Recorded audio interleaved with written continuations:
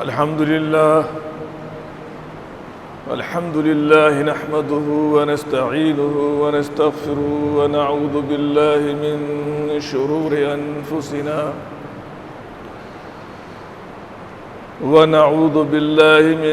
شرور أنفسنا ومن سيئات أعمالنا من يهده الله فلا مضل له ومن يضلل فلا هادي له وأشهد أن لا إله إلا الله وحده لا شريك له وأشهد أن محمدًا عبده ورسوله أما بعد فإن خير الحديث كتاب الله وخير الهدي هدي محمد صلى الله عليه وسلم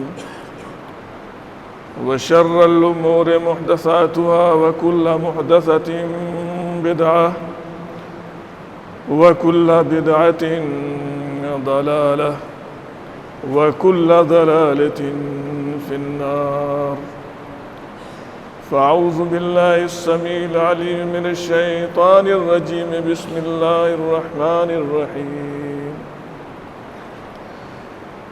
وما كان لمؤمن ولا مؤمنة إذا قضى الله ورسوله أمرا أن يكون لهم الخيرة ومن يعص الله ورسوله فقد ضل ضلالا مبينا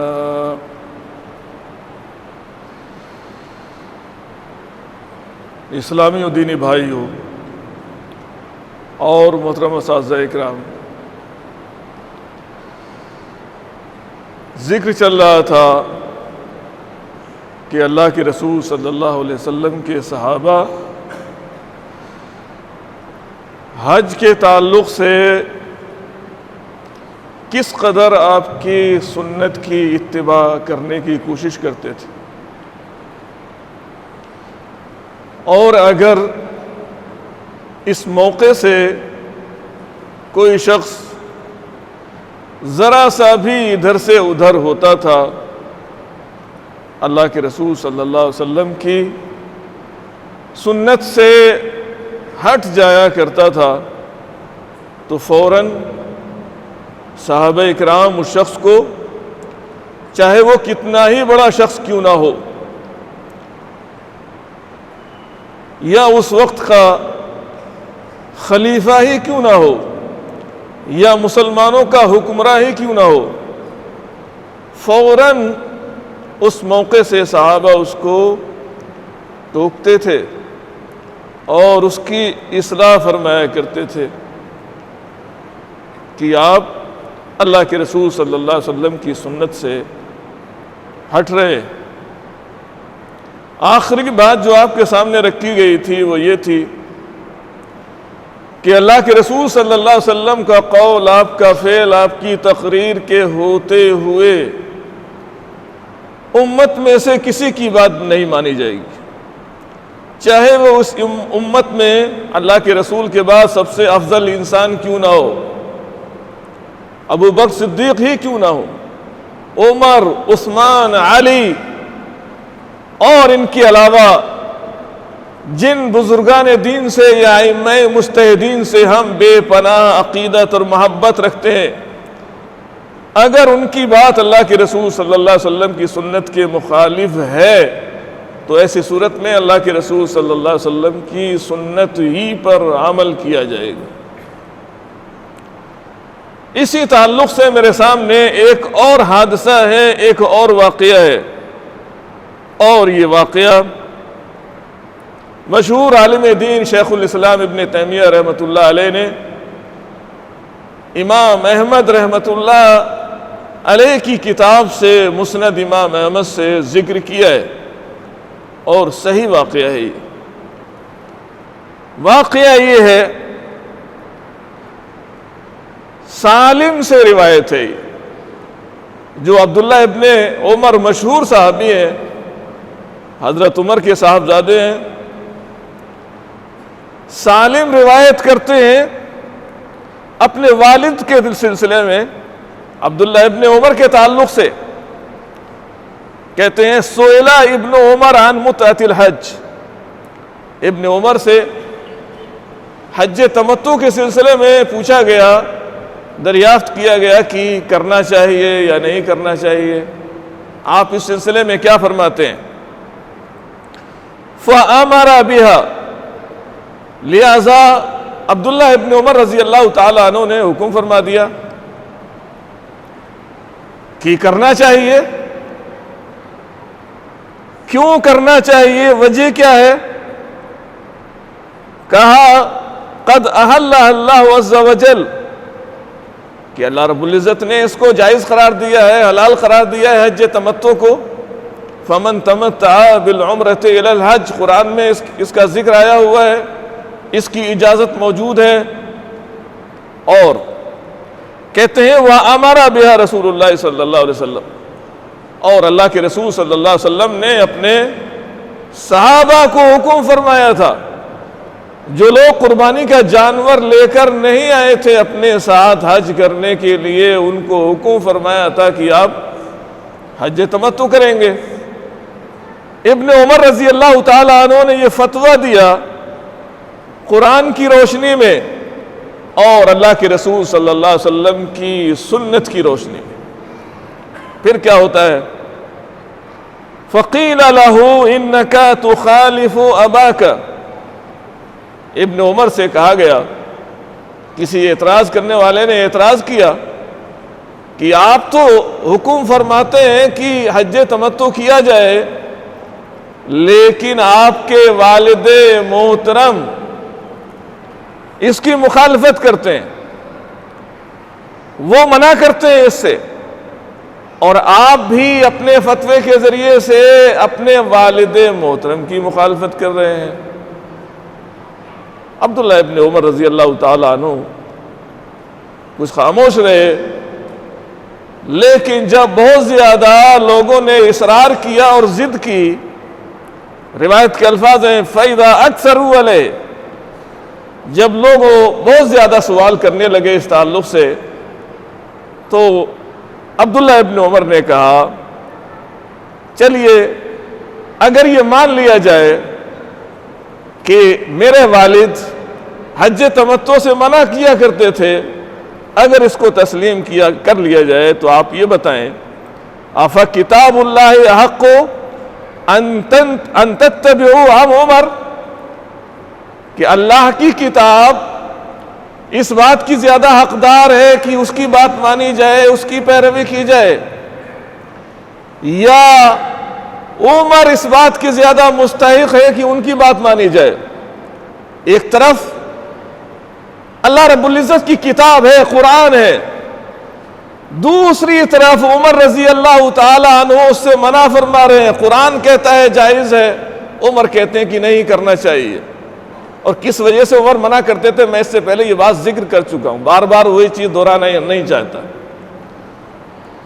کہا کہ ایک طرف قرآن ہے اور دوسری طرف عمر کی بات ہے، آپ بتائیں کس پر عمل کریں گے، کس کو مانیں گے؟ یا ایک طرف اللہ کے رسول صلی اللہ علیہ وسلم کی سنت ہے اور دوسری طرف عمر کی بات ہے؟ عقل مند آدمی کیا کہے گا؟ کس کے مانے گا؟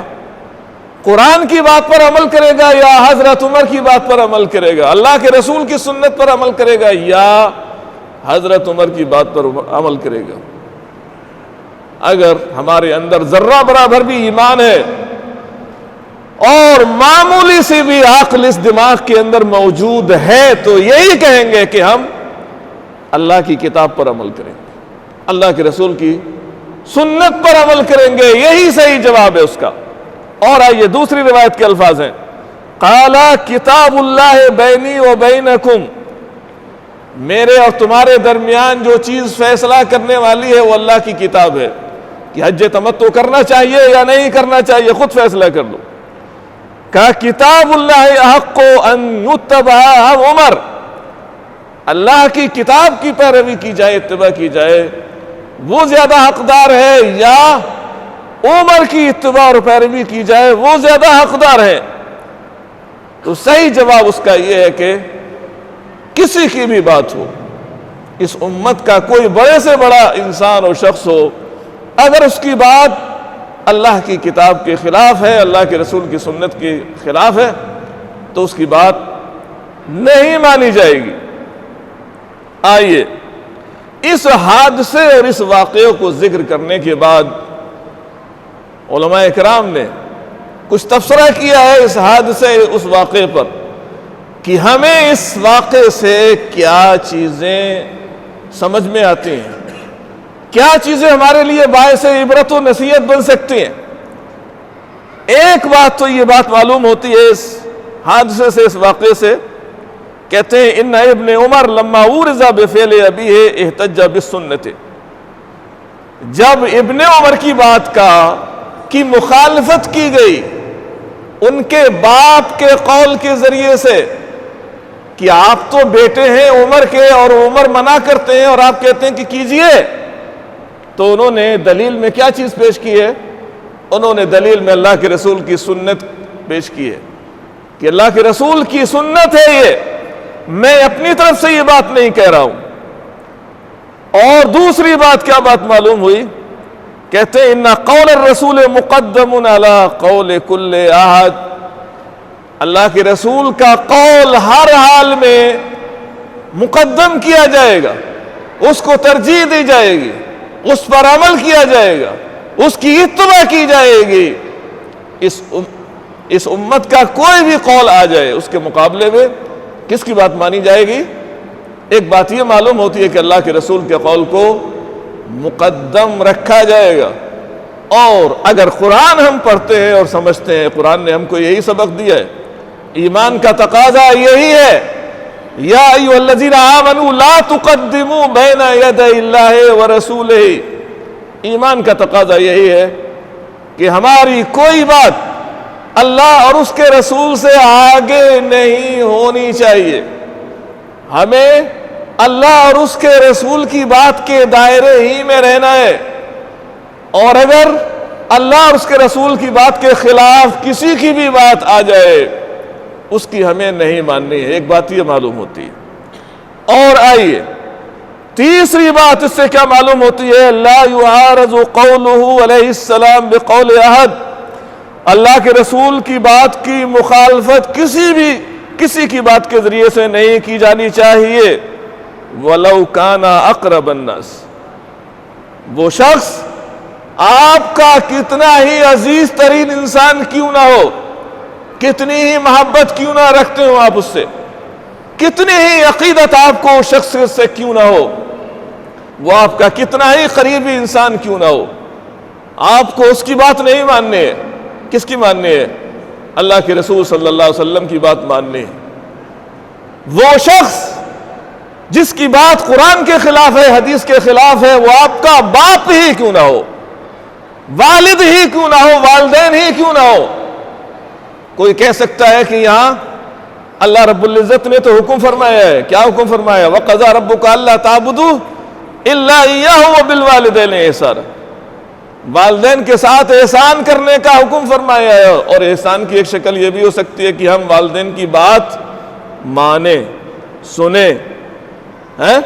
کوئی کہہ سکتا ہے یہ کہ والدین کی بات کیسے رد کی جا سکتی ہے؟ اور وہ بھی عمر جیسا باپ ہو کسی کا، اس کی بات کیسے رد کی جا سکتی ہے؟ احسان کا تقاضا تو یہ ہے کہ باپ کی بات ماننی چاہیے، لیکن اس موقع سے باپ کی بات نہیں ماننی ہے۔ آپ ان کے ساتھ احسان یہی ہے، اگر ان کی بات قرآن حدیث کے خلاف ہے تو ہمیں باپ کی بات نہیں ماننی ہے، ان کی نہیں سننی ہے۔ اس سلسلے میں ابن عمر نے کیا کہا؟ میں باپ کی نہیں مانوں گا، میں مانوں گا تو قرآن کی مانوں گا اور اللہ کے رسول صلی اللہ علیہ وسلم کی سنت کی مانوں گا، کچھ بھی ہو جائے۔ اور آپ جانتے ہیں یہ اپنے باپ کے ساتھ کتنا بڑا احسان کرنے والے تھے، باپ کا کس قدر ادب کرنے والے تھے، احترام کرنے والے تھے، کس حد تک باپ کی بات ماننے والے تھے ابن عمر، معلوم ہے آپ کو؟ نہیں پتہ ہے۔ میں دو چیزیں یہاں ذکر کیے دیتا ہوں۔ یہ وہ صحابی ہے جنہوں نے باپ کے کہنے کی وجہ سے، باپ کے حکم کی وجہ سے جس بیوی سے یہ بے پناہ محبت کرتے تھے اور چاہتے تھے اس بیوی کو، باپ نے کہا طلاق دے دو، تو اپنی اس چہیتی بیوی کو طلاق دے دی۔ باپ کے کہنے کی وجہ سے بے پناہ محبت کرتے تھے اپنی اس بیوی سے، لیکن باپ کے حکم کے مطابق باپ یہ چاہتے کہ اس کو طلاق دے تو طلاق دیتی۔ اتنی زیادہ بات ماننے والے تھے اپنے والد کی۔ اور دوسرا حادثہ میں آپ کو ذکر کر دوں، ان کے ایک غلام ہیں عبداللہ ابن دینار، وہ بیان کرتے ہیں، عبداللہ ابن عمر کے سلسلے میں کہتے ہیں کہ یہ اپنے باپ کا کتنا ادب احترام کرنے والے تھے۔ کہتے ہیں کہ ان رجلا من الاعراب لقیہ بطریق مکہ، کہ ایک بادیہ نشین خانہ بدوش مکہ، مدینے سے مکہ جا رہے تھے، راستے میں ملاقات ہو گئی۔ کیا ہوا؟ فسلم علیہ عبداللہ ابن عمر، عبداللہ ابن عمر نے ان کو سلام کیا، خیریت معلوم کی، اور خیریت معلوم کرنے کے بعد اس شخص سے پوچھا الست ابن فلان ابن فلان، کیا تم فلاں کے بیٹے نہیں ہو؟ تو اس شخص نے کہا کہ ہاں میں فلاں کا بیٹا ہی ہوں۔ تو کیا کیا؟ کہتے ہیں وَحَمَلَهُ عَلَى حِمَارٍ كَانَ يَرْكَبُ، عبداللہ ابن عمر گدھے پر سوار ہو کر مدینے سے مکہ جا رہے تھے، راستے میں یہ حادثہ پیش آ گیا، ایک بادیہ نشین سے ملاقات ہو گئی، پوچھا کون ہے وہ، تو سلام کیا، اور کیا کیا؟ معلوم ہوا کہ یہ ان کے والد صاحب، جو ان کے والد صاحب کے جو دوست تھے اس کا بیٹا ہے، لہذا اپنی سواری کا جانور اس کو دے دیا کہ جاؤ اس پر سواری کرنا، اور وَآتَاهُ إِمَامَةً كَانَتْ عَلَى رَأْسِهِ، سر پر جو پگڑی تھی وہ اتار کر اس کو دے دی، کہا کہ اس کو پہن لینا، سر سے باندھ لینا۔ ان کے غلام کہتے ہیں قال ابن دینار فقلنا له اصلحك اللہ، ہم نے کہا اللہ تعالیٰ آپ کی اصلاح فرمائے، انہم الاعراب، یہ جن کے ساتھ آپ نے اتنا بڑا احسان کیا ہے، اتنا نوازا ہے جس شخص کو، یہ تو بادیہ نشین لوگ ہیں، غریب لوگ ہیں، فقیر لوگ ہیں، محتاج لوگ ہیں، تھوڑا بہت ان کو دے دیتے تو اس سے بھی راضی ہو جاتے۔ اتنا زیادہ انعام و اکرام اور اس کی بارش کرنے کی ایسے شخص کے اوپر کیا ضرورت تھی؟ سواری بھی دے دی، پگڑی بھی دے دی، جو آپ کی عزت ہوتی ہے وہ اتار کے اس کو دے دی، اس کی کیا ضرورت تھی؟ تھوڑا بہت دے دیتے کام چل جاتا۔ آئیے دیکھیے کیا جواب دیتے ہیں عبداللہ ابن عمر، کہا وَهُمْ يَرْضَوْنَ بِالْيَسِيرِ، یہ لوگ تو تھوڑے سے میں راضی ہو جاتے، اگر ان کو آپ تھوڑی سی کوئی چیز دے دیتے، اتنا نوازنے کی ضرورت نہیں تھی۔ کیا کہا؟ فقال عبداللہ ان ابا ھذا کان ودا او ودا لعمر ابن الخطاب، کہا کہ میں نے اتنا احسان اس شخص کے ساتھ کس لیے کیا ہے، اس کی وجہ کیا ہے؟ کہا کہ اس شخص کا جو باپ تھا وہ میرے باپ کا دوست تھا۔ یہ باپ کا دوست نہیں، حضرت عمر کا دوست نہیں ہے یہ، بلکہ یہ دوست کا بیٹا ہے، یہ حضرت عمر رضی اللہ تعالی عنہ کا جو دوست تھا اس دوست کا یہ بیٹا ہے، یہ میں نے اس لیے اس کو اتنا نوازا ہے۔ وجہ کیا ہے نوازنے کی؟ اللہ کے رسول صلی اللہ علیہ وسلم کی ایک حدیث ان کے سامنے تھی، وہ حدیث یہ ہے، سنیے، ان ابر البر ان یصل الرجل اہل ود ابیہ، سب سے بڑا نیکی کا کام، سب سے بڑا احسان یہ ہے کہ انسان جو اس کے باپ کے متعلقین ہیں، جو اس کے باپ کے جو دوست اور احباب ہیں، ان کے ساتھ صلہ رحمی کرے، ان کے ساتھ احسان کرے۔ اللہ کے رسول نے کہا یہ سب سے بڑی نیکی ہے۔ ابن عمر نے اتنی بڑی نیکی اس لیے کی تھی، اور آپ سوچیں کہ اگر ابن عمر کو عمر کے دوست سے اگر ان کی ملاقات ہو گئی ہوتی تو کیا ہوتا؟ یہ تو بیٹا تھا، دوست کا بیٹا تھا یہ، اور معلوم نہیں عمر نے اس بیٹے کو دیکھا بھی تھا یا نہیں دیکھا تھا، اس کے باوجود یہ یقین ہو گیا کہ یہ ہمارے باپ کے دوست کا بیٹا ہے، اس کو اتنا نواز دیا۔ اتنے مطیع اور فرما بردار تھے اپنے والد کے، لیکن اللہ کے رسول کی سنت کے خلاف تھی ان کی بات، اس لیے ان کی بات کو تسلیم نہیں کیا۔ ہمارے لیے بھی یہی قانون ہے، یہی اصول ہے شریعت کا کہ اگر والد اور والدہ کی بات قرآن حدیث کے خلاف ہے تو ان کی بات نہیں سنی جائے گی، اللہ کے رسول کی سنت ہی پر عمل کیا جائے گا۔ ایک اور حادثہ میں آپ کو ذکر کر دوں جلدی سے، اسی تعلق سے ایک اور حادثہ بھی پیش آیا ہے۔ عبداللہ ابن عباس راوی ہے اور صحیح حادثہ ہے یہ، کہتے ہیں انہ طاف مع معاویہ بالبیت، عبداللہ ابن عباس نے طواف کیا کس کے ساتھ؟ معاویہ رضی اللہ تعالیٰ عنہ کے ساتھ، جو مسلمانوں کے اس وقت کے خلیفہ تھے، سب سے بڑے حاکم تھے۔ عبداللہ ابن عباس نے ان کے ساتھ طواف کیا، ہوا کیا؟ کہتے ہیں فجعل معاویہ یستلم علی الارکان کلھا، معاویہ رضی اللہ تعالیٰ عنہ خانہ کعبہ کے 4 کونے ہیں، سنت طواف کی سنتوں میں سے ایک سنت یہ ہے کہ 2 کونوں کو ہاتھ سے چھوا جائے اور حجر اسود کو بوسہ دیا جائے، اور باقی خانہ کعبہ کے جو 2 کونے ہیں ان کو چھونا نہیں ہے، یہ طواف کی سنت ہے۔ لیکن معاویہ رضی اللہ تعالیٰ عنہ نے 4 جو کونے ہیں خانہ کعبہ کے 4 کو چھوا، سنت یہ ہے کہ 2 کو چھونا چاہیے۔ فقال له ابن عباس، تو ابن عباس نے ان سے کہا لما تستلم هذين الركنين، کہ آپ ان 2 رکن کو کیوں استلام کر رہے ہیں؟ اللہ کے رسول صلی اللہ علیہ وسلم نے تو ان کو استلام نہیں کیا ہے، آپ کیوں کرتے ہیں؟ وَلَمْ يَكُنْ رسول اللہ صلی اللہ علیہ وسلم يَسْتَلِمُهُمَا، جبکہ اللہ کے رسول ان کا استلام نہیں کرتے تھے، ان کو نہیں چھوتے تھے طواف کے دوران۔ کیا کرتے تھے اللہ کے رسول؟ إِلَّا الرُّكْنَ الْيَمَانِ وَالْحَجَرَ الْأَسْوَدِ، اللہ کے رسول رکن یمانی جو حجر اسود سے پہلے ہے اس کو چھوتے تھے، اور رکن یمانی جو جس میں حجر اسود لگا ہوا ہے اس کو چھوا کرتے تھے، اور حجر اسود کو بوسہ دیا کرتے تھے۔ یہ طواف کی سنت ہے، لیکن آپ زیادہ عمل کیوں کر رہے ہیں؟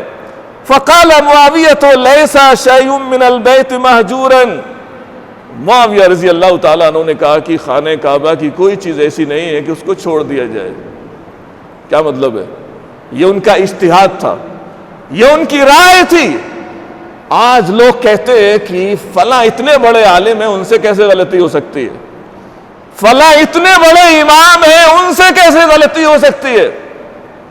یہ صحابی رسول ہے، اور ان کو یہ بات معلوم نہیں تھی کہ اللہ کے رسول صلی اللہ علیہ وسلم کی سنت 2 ہی کو چھونا ہے۔ صحابی سے غلطی ہو سکتی ہے کہ نہیں ہو سکتی ہے؟ معصوم ہے کیا نبی کی طرح سے؟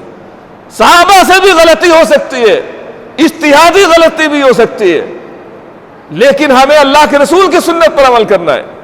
بہرحال معاویہ رضی اللہ تعالیٰ عنہ نے یہ سمجھا کہ جس طریقے سے ہم 2 کو چھوتے ہیں 2 کو اور چھو لیں تو اس میں حرج کیا ہے؟ آج بھی لوگ یہی کہتے ہیں، یہ بھی تو عبادت ہے، اچھا کام ہے، 2 کو اور چھو لیا جائے تو اس میں پریشانی کیا ہے؟ آئیے پریشانی کہاں ہے وہ آگے دیکھتے ہیں۔ فقال ابن عباس، ابن عباس نے کہا، کوئی لان تان نہیں، کوئی ملامت نہیں کی، کوئی جھگڑا نہیں کیا۔ ہمارے یہاں تو لوگ جھگڑا بھی کر لیتے ہیں، پیار محبت سے شفقت سے لوگوں کو سمجھانے کی ضرورت ہوتی ہے۔ ابن عباس نے کہا لقد کان لکم فی رسول اللہ اسوۃ حسنہ، یہ اللہ رب العزت نے ارشاد فرمایا، اللہ کے رسول کی ذات گرامی میں تمہارے لیے، یہ خطاب اولین اس کے مخاطب صحابہ تھے، اور صحابہ کے واسطے سے قیامت تک آنے والے سارے انسانوں کو یہ خطاب ہے کہ تمہارے لیے اللہ کے رسول کی ذات گرامی میں بہترین نمونہ ہے، بہترین آئیڈیل ہے اللہ کے رسول صلی اللہ علیہ وسلم۔ اس امت میں قیامت تک اللہ کے رسول سے بہتر کوئی رول ماڈل ہمارے لیے نہیں ہو سکتا ہے۔ یعنی اللہ کے رسول کے اقوال، افعال، آپ کی تقریرات اور احوال واجب الاتباع ہے اس امت کے ہر فرد کے لیے۔ ہمیں زندگی کے ہر شعبے میں اللہ کے رسول صلی اللہ علیہ وسلم کو دیکھنا ہے کہ عقائد میں آپ نے کس عقیدے پر عمل کیا ہے، اور عبادات کو کیسے انجام دیا ہے، سیاست آپ نے کیسے کی ہے، معاشرت کے کیا اصول آپ نے بیان فرمائے ہیں، اخلاقیات کے کیا اصول آپ نے بیان فرمائے ہیں، سیاست کے کیا اصول بیان فرمائے ہیں، معیشت کے کیا اصول آپ نے بیان فرمائے ہیں۔ زندگی کے ہر شعبے میں ہمارے لیے اگر کوئی ذات بہترین آئیڈیل ہو سکتی ہے تو وہ اللہ کے رسول صلی اللہ علیہ وسلم کی ذات گرامی ہے۔ یہ قرآن کا فیصلہ ہے۔ ابن عباس نے قرآن کی آیت پیش فرمائی، معاویہ نے کیا کہا، معاویہ رضی اللہ تعالیٰ عنہ کا ریئیکشن یا ایکشن کیا تھا اس موقع سے، آئیے دیکھیے۔ فقال معاویۃ صدقت، معاویہ رضی اللہ تعالیٰ صحابی رسول نے کہا کہ ابن عباس سے کہا کہ آپ نے سچ فرمایا، میری جو بات تھی وہ صحیح نہیں ہے، آپ نے جو بات کہی ہے وہی صحیح اور درست ہے۔ ہم تو آج ماننے ہی کے لیے تیار نہیں، صاف الفاظ میں کہہ دیتے ہیں کہ عذاب اور ثواب ہمارے امام کی گردن پر، ہم تو وہی کریں گے جو ہمارے امام نے کیا ہے۔ صحابی اگر اپنی بات سے رجوع کر سکتا ہے غلط ہونے کی وجہ سے، تابعی اگر اپنی بات کے غلط ہونے کی وجہ سے رجوع کر سکتا ہے، ائمہ مجتہدین کتنے ایسے مسائل ہیں، امام ابو حنیفہ رحمۃ اللہ علیہ نے رجوع کیا ہے، امام مالک نے رجوع کیا ہے، امام شافعی نے رجوع کیا ہے، امام احمد نے رجوع کیا ہے۔